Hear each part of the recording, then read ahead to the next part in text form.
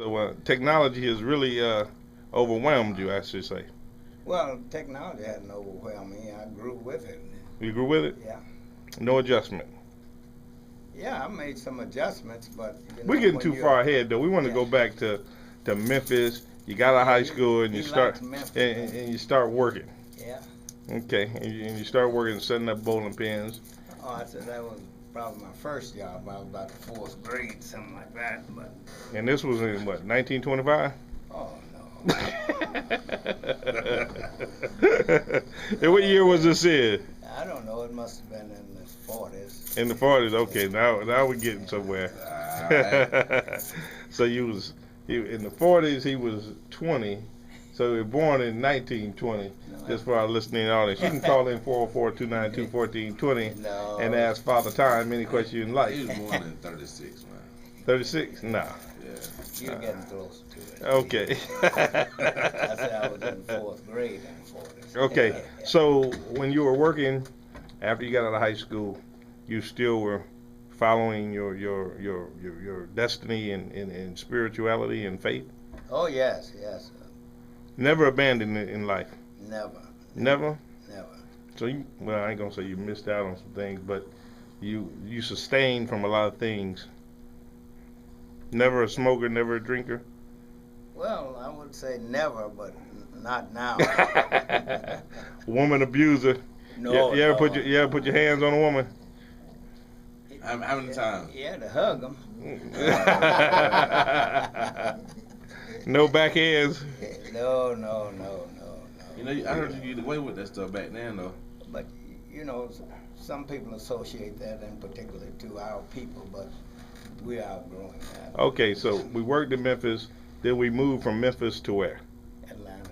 Atlanta. So you came to Atlanta when? In 1970. Okay, what brought you here? I was offered a job here. Okay. Yeah, I worked for Texaco Oil Company, and some of the men there left and started a company and asked me to come here with them. Okay. He came up there, huh? Yeah, he came up. So you said you went to school. What university did you attend? Tennessee. Tennessee State? No. Okay. Volunteers? Volunteers. Yeah. You played Also- sports? University of Tennessee. What sports you played? Huh? You played in sports? I tried to. No, we're talking about because I'm sure it wasn't an easy task to get into the University of Tennessee back in 1910. Yeah, well, it may have been probably easier to get in then than it is now. So you were one of two? I was the only one in my particular class. Oh, wow. So you did 4 years there? Yes. How was it? What was the experience like going there? It was fine. It was just at a time when things were changing and the civil rights movement was peaking, and No.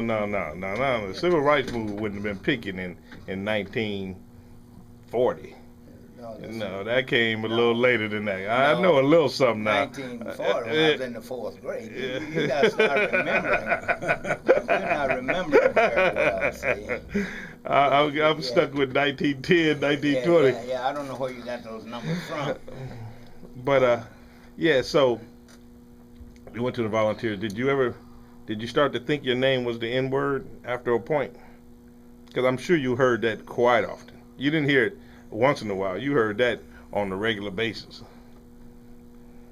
I don't know. I was going there to try to further my education. Oh, you don't have you thought about this? Maybe he was numb to it. Like he might have heard it. You know, Yeah, but you know I that. heard it in the streets and on jobs and on things like that. And most of the people who were going to school then were. I went to school at night, so it was. Most of the people going there was going to get an education. Right. Yeah. But I don't know any facts, but I've heard that people of that generation are afraid to talk about it. They were afraid back then to confront the problem. They're still afraid today. Why is that? Yeah. Well, you heard that. That's not true. You know, No, that's not true at all. because you know some of those old cases where there was lynchings and whatnot, and they go back and they want to address, you know, people that are still living today. Those people are still in fear. How could that be? You're looking Well, like I think you think that there are more people in fear today than may have been then. See, you got to realize we have lived in an area. Two of the bravest men that I've known, that was Dr. King and Jackie Robinson. oh yeah, oh yeah. Yeah, when you have to be faced or confronted with certain things and be able to perform, you're a brave man. Okay, so what did you think about when Dr.